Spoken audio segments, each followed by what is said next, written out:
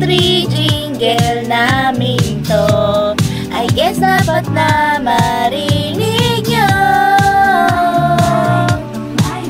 I'm feeling lonely pag walang nutrition sa bawat family. And now I'm crying in my room kung sapat lang, wala na sanang nagugutom. You eat your gulay at putas araw-araw upang ika'y lumakas at pinangila. Kahit na simpleng ulam basta't kumpleto siya. Food is life, diba? Dapat to'y masustansya, diba? Dapat to'y masustansya.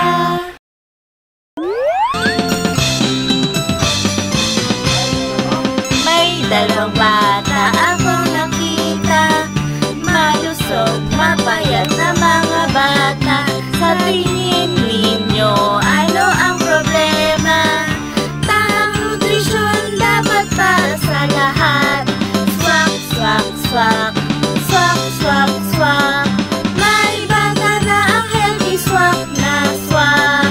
May isang bata kumain ng junk food, ay naku, nagkasakit, that's not good. Pero yung isa may prutas na dala, malusog, masigla ang katawan niya.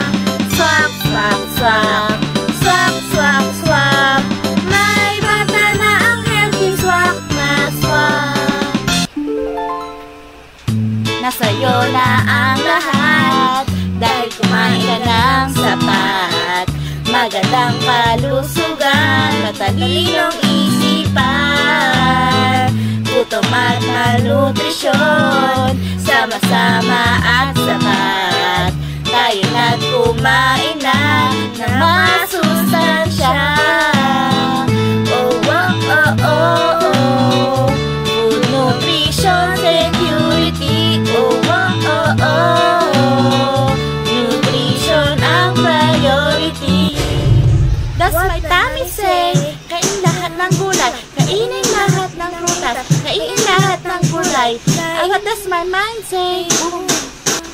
Boom, boom sa S, boom, boom sa S, sa S, boom sa S, boom, boom sa S, sa S, boom, boom, boom sa S, sa S, boom.